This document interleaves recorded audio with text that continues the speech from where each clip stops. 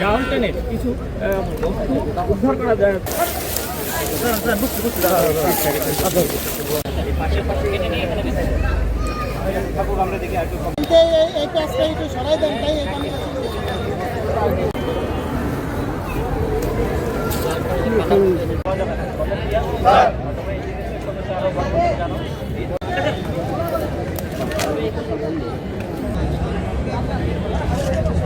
ওইদিকে ছড়ে না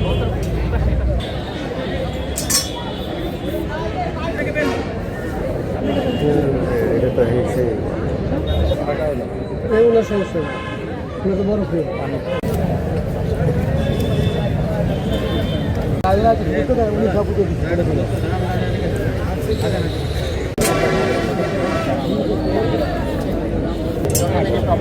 আটটা গেলে ছয়টা চাকু ছোট ছয়টা চাকু ছোট ছয়টা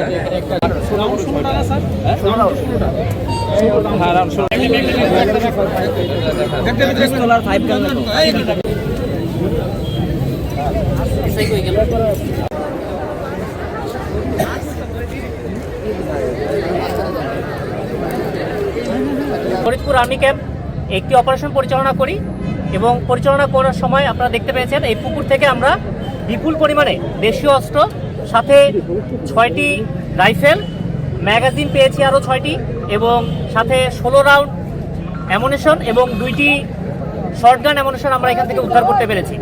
পুলিশ বর্তমানে যেটা বলেছে আর কি, যে এই অস্ত্রগুলো সরাসরি তারা ব্যবহার করে না তাদের কাজের জন্য, তবে থানা থেকে লুট হয়ে যাওয়া অস্ত্র কিনা এ ব্যাপারে আমাদের সন্দেহ থেকে যায়।